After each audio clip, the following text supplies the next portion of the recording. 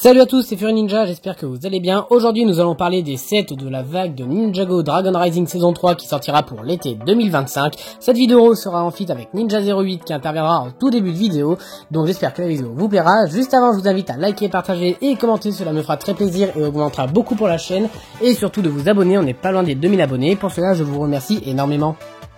Et petit détail important, cette vidéo est la seconde vidéo que Ninja08 avait postée sur sa propre chaîne YouTube, où j'avais également intervenu sur le set du robot de Harin et sur Round 2 Master the Dragon.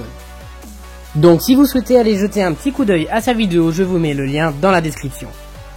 Allez, je vous laisse avec le générique et on se retrouve après pour la description des sets.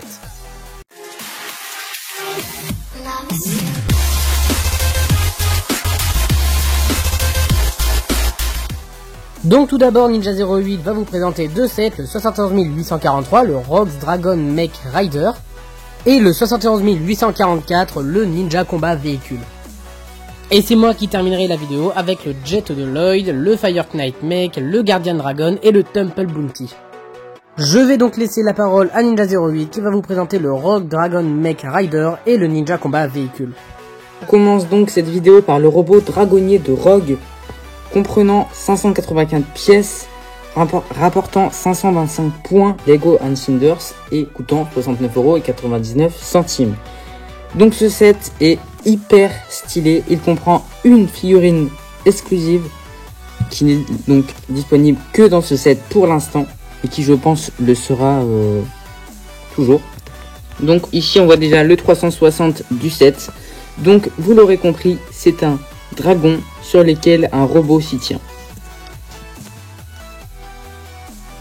Donc ce robot est déjà hyper stylé car il comprend une cape ainsi qu'un petit panneau tampographié, j'ai l'impression, et un cockpit ma foi fort stylé, et ici des petites chaussures japonaises, donc franchement c'est juste magnifique. Et ici le petit dragon, donc qui a des petites ailes, une très belle tête, avec des couleurs transparentes jaunes, d'assez grandes jambes et un assez gros torse, donc pour accueillir le fameux robot.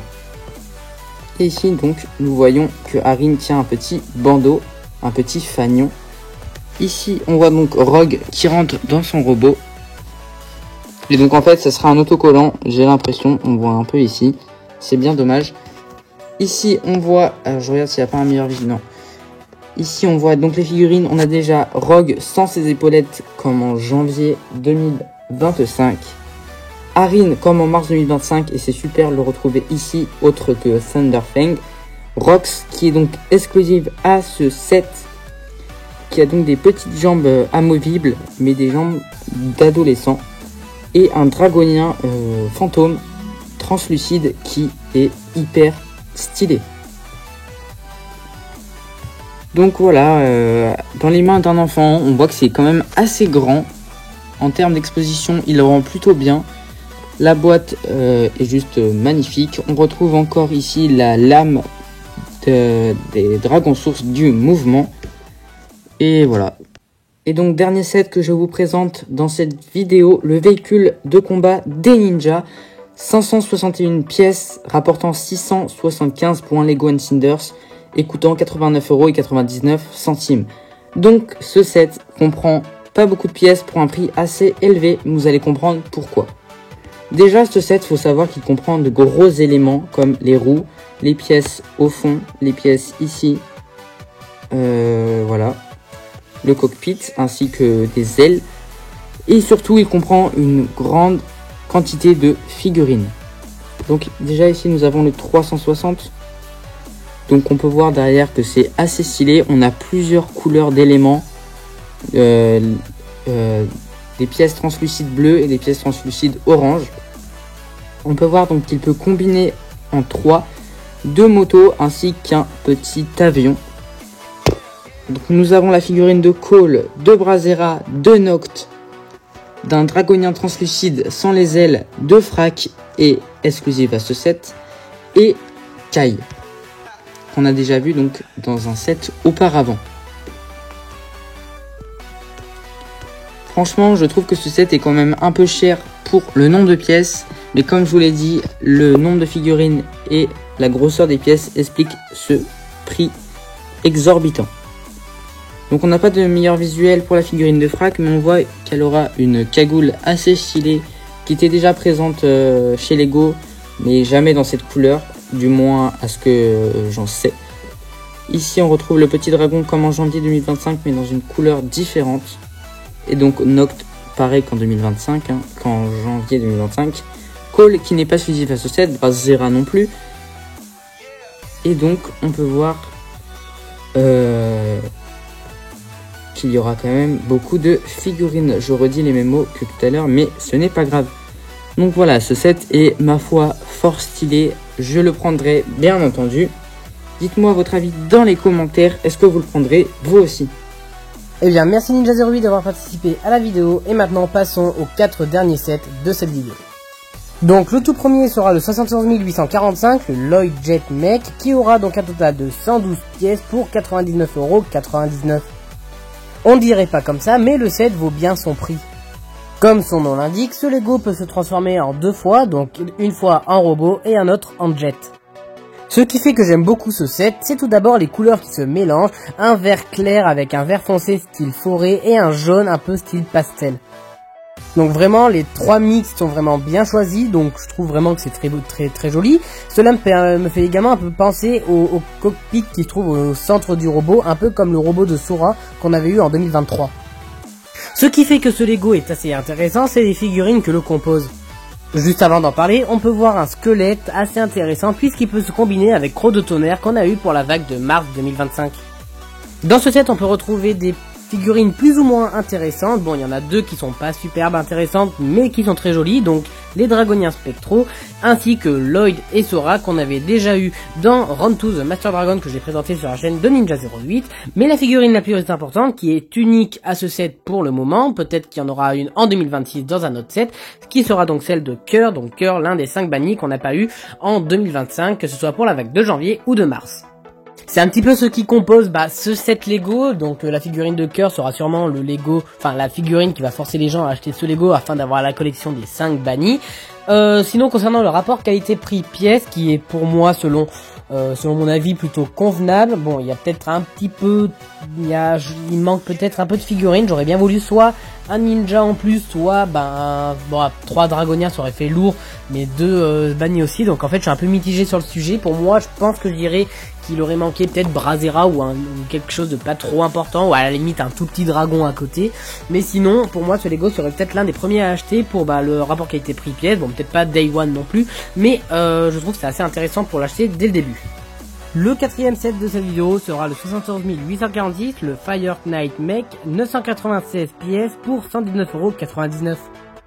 Alors, comment dire que ce Lego là et le prochain vont être un petit peu rapidement à parler, parce que ce sont pas ceux qui m'intéressent vraiment le plus, et je trouve pas que ce soit vraiment de vrais Lego concernant Ninjago, parce qu'en fait c'est pas de la série Dragon Rising mais de la série Légende, donc celle qui va sortir dans sûrement dans quelques mois à suivre. Alors qu'est-ce que je pense de ce Lego? Simplement, certes que le Lego est joli, qu'on a de beaux petits détails, donc la lance, la crête de la tête, etc.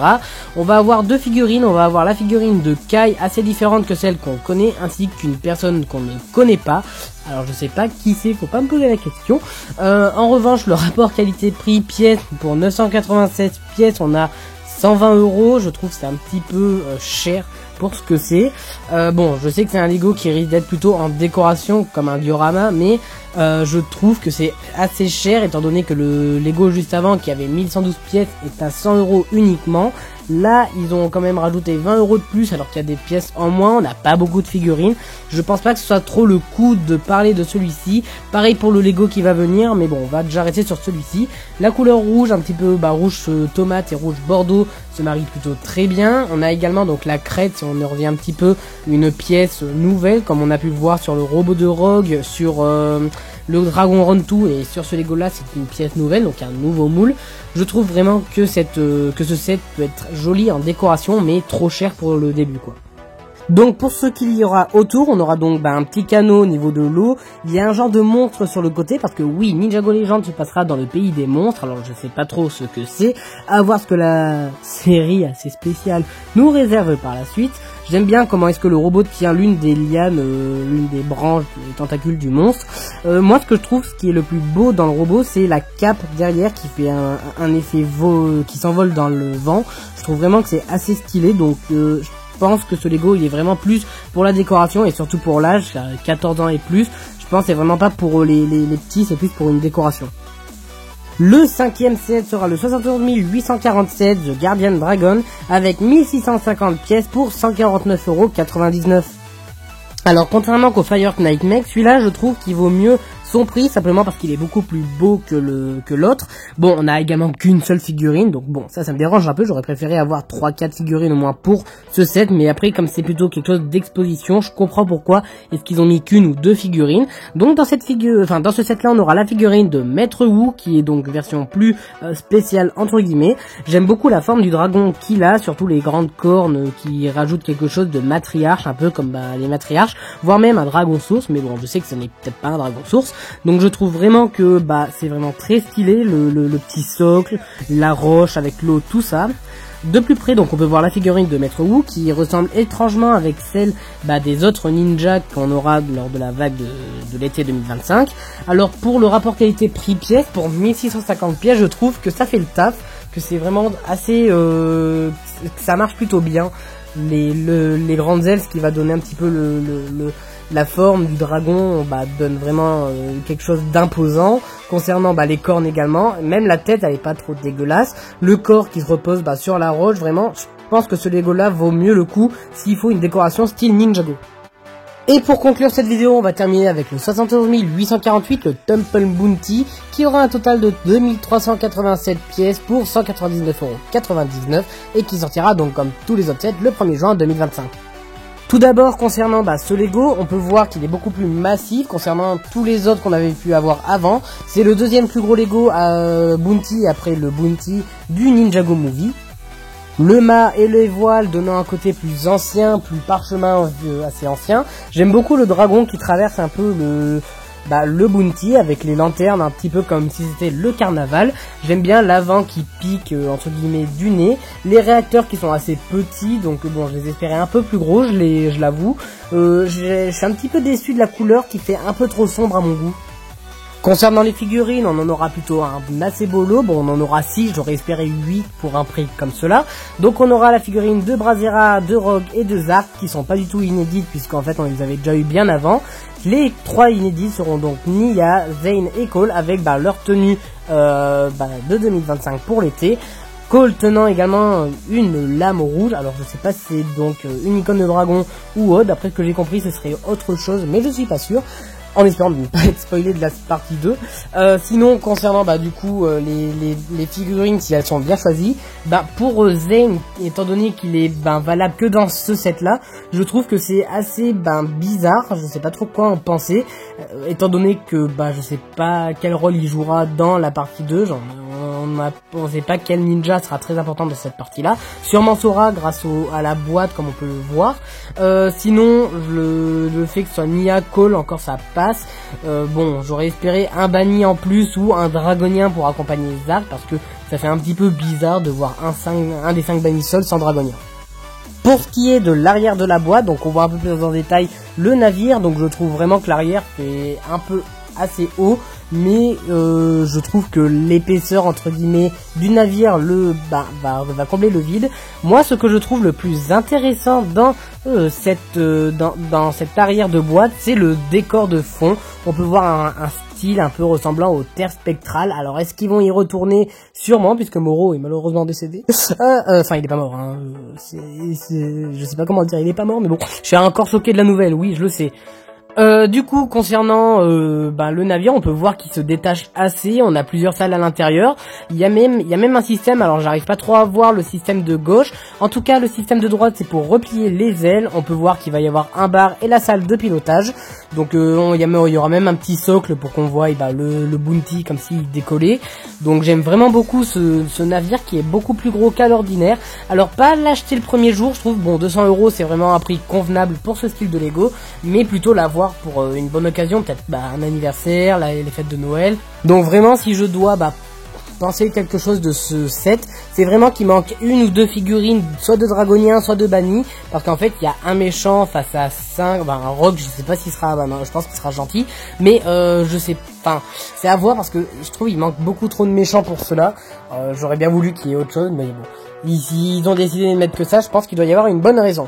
Donc j'espère que la vidéo vous aura plu, si c'est le cas n'hésitez pas à liker, partager et commenter, cela me fera très plaisir. Je remercie une nouvelle fois Ninja08 d'avoir participé à la vidéo. Le lien pour donc la première vidéo où je parlais du set de le robot d'Arin et de Rantou, se trouve sur sa chaîne. Allez, c'était Fury Ninja, à plus pour une nouvelle vidéo Lego.